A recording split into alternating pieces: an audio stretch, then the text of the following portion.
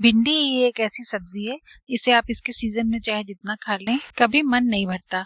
हाँ, अलग अलग फ्लेवर में बनाने का मन जरूर होता है। आपने भी प्लेन भिंडी के साथ साथ मसाले वाली, सरसों वाली और आजकल की बहुत पॉपुलर कुरकुरी भिंडी भी खाई होगी। लेकिन आज मैं आपको बहुत ही स्पेशल, बिल्कुल अलग फ्लेवर की और बेहद हेल्दी, प्रोटीन और कैल्शियम से भरपूर भिंडी की रेसिपी बताऊंगी। ये बिल्कुल नई सी एकदम अलग स्टाइल की रेसिपी आप आज ही जरूर ट्राई कीजिएगा। बहुत आसानी से बनती है, छोटे बच्चे हो या बड़े बुजुर्ग सब लोग इसे बहुत आराम से खा सकते हैं। टेस्टी, हेल्दी और फुलफिलिंग होने के साथ साथ ये बहुत ही लाइट भी है, यानी इजी टू डाइजेस्ट। आप इसे ट्राई करिए और फिर मुझे बताइए कि आपको कैसी लगी। भिंडी बनाने की सैकड़ों रेसिपीज होती हैं, लेकिन मुझे यकीन है कि आपने ये रेसिपी कभी नहीं ट्राई की होगी। तो चलिए फटाफट शुरू करते हैं। इसके लिए आप छोटी छोटी और बिल्कुल सॉफ्ट भिंडियों को छांट कर अलग कर लीजिए और उन्हें धोकर पानी अच्छी तरह से सुखा लीजिए। इसको ऊपर नीचे से थोड़ा थोड़ा कट करके बीच में से एक चीरा लगाइए ताकि कीड़े वीड़े अगर हों तो दिख जाएं।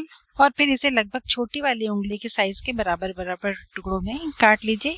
बहुत बड़ी बड़ी और मोटी मोटी भिंडियां मत लीजिएगा, क्योंकि इस तरह की रेसिपीज में सॉफ्ट भिंडियां हो तभी मजा आता है। तो ये देखिए, एक जैसी साइज की और एक जैसे टेक्सचर की भिंडी मैंने काट के तैयार कर ली है। अब इसे बनाने की तैयारी करते हैं। तो सबसे पहले बहुत ही जरा से ऐसे बेसिक वाले मसाले, सौंफ, जीरा, धनिया लेकर हल्का सा भून लीजिए। बहुत ही हल्का भूनना है कि बस इसका पानी सूख जाए, जलाइएगा बिल्कुल नहीं। खुशबू आने लगे तो फौरन फ्लेम ऑफ कर दीजिए और किसी प्लेट में निकालकर थोड़ा सा ठंडा हो जाने दीजिए। और जब तक ये ठंडा हो रहा है तब तक कढ़ाई पे थोड़ा सा तेल डालिए और सबसे पहले ये मैंने पहले से ही बारीक कटे हुए प्याज रखे हुए हैं, इन्हें खूब अच्छी तरह से यूनिफॉर्मली गोल्डन ब्राउन फ्राई कर लीजिए।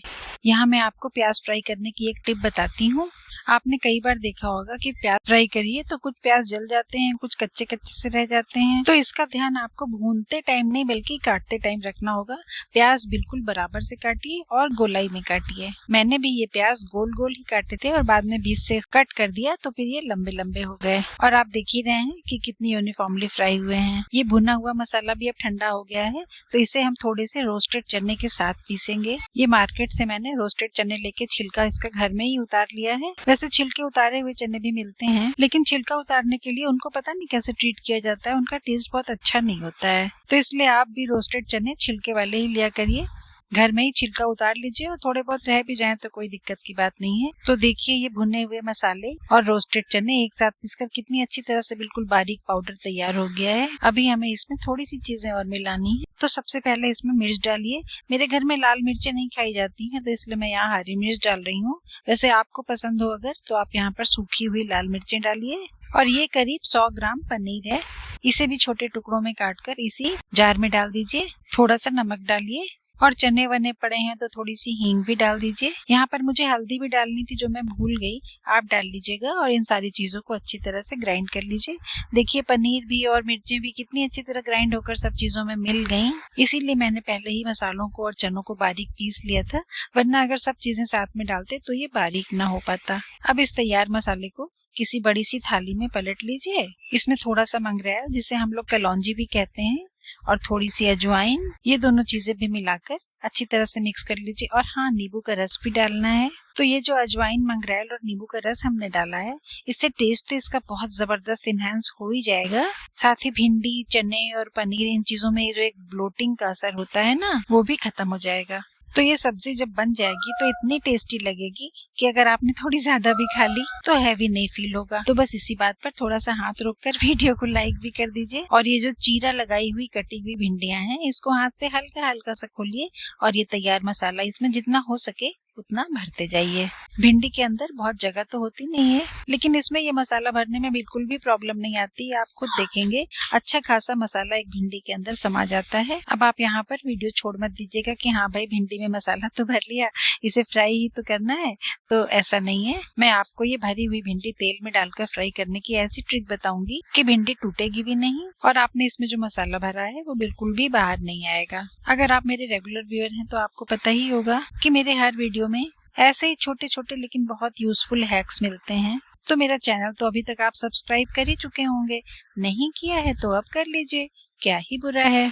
और ये देखिए, बातों ही बातों में सारी भिंडी में मसाला भरकर तैयार हो गया। और मैंने शुरू में आपसे कहा था कि मैं इसे फ्राई करने की ऐसी टेक्निक बताऊंगी कि बिल्कुल भी मसाला खुलकर तेल में नहीं गिरेगा, वो मैं आपको बताती हूँ। लेकिन कई बार ऐसा होता है ना कि मसाला कम पड़ जाता है, भिंडी बच जाती है, तो इसे एक अच्छे से ढक्कन वाले डिब्बे में बंद करके फ्रिज में रख दीजिए। 3-4 दिन तो बिल्कुल खराब नहीं होगा। थोड़ी सी और भिंडी मिलाकर किसी और रेसिपी से बना लीजिएगा। और अगर मसाला बच जाए तो उसे आप परवल में, इवन करेले में भर के भी बना लीजिए, बेहद टेस्टी लगता है। ये भिंडी फ्राई करने की पहली शर्त तो ये है कि आप कढ़ाई नॉन स्टिक मत लीजिएगा, या जो फैंसी वाली ब्लैक एनोडाइज्ड कढ़ाइयाँ आती हैं वो भी बिल्कुल मत लीजिएगा। अपनी वही पुरानी देसी हिंडालियम की या पीतल की या इवन लोहे की, या मैंने ये जो ली है हनीकॉम वाली कढ़ाई, ये भी ठीक है। लेकिन इस तरह की रेसिपीज के लिए जो देसी बर्तन होते हैं ना अपने, वो ज्यादा अच्छे होते हैं। पहले कढ़ाई खूब अच्छी तरह गर्म हो जाए तब उसमें तेल डालिए, और तेल खूब अच्छी तरह गर्म हो जाए तब आप उसमें ये भरी हुई भिंडियां डालिए।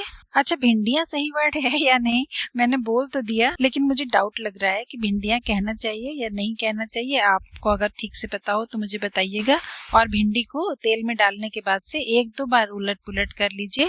तब हमने ये जो गोल्डन फ्राई किए हुए प्याज रखे हुए थे उसको भी भिंडी के ऊपर डाल दीजिए। अब यहाँ पर बहुत ध्यान देने की बात है कि हम भिंडियों को टर्न कैसे करते हैं, यानी कि फ्लिप कैसे करते हैं, ताकि ये टूटे ना, मसाला बाहर ना निकले और बीज भी बाहर निकले हुए ना दिखाई दे। तो इसके लिए आप इस स्पैचुला को साइड से बिल्कुल धीरे से कढ़ाई की तली में लगाते लगाते बिल्कुल बीचों बीच तक पहुंचा दीजिए, और वहीं से भिंडी को साथ में लेते हुए इस स्पैचुला को फ्लिप कर दीजिए। इसी तरह से चारों तरफ से भिंडियों को आप ऐसे फ्लिप करते जाइए, यानी कि आपको भिंडी को ऊपर ऊपर से नहीं चलाना है, बल्कि कढ़ाई की तली में जाकर चलाना है। फ्लेम को मीडियम टू लो रखिए और बस इन्हीं 2 बातों का ध्यान रखिए। थोड़ी थोड़ी देर पर, यानी कि 2-3 मिनट के बाद भिंडी को इसी तरह से एक बार फ्लिप कर दीजिए।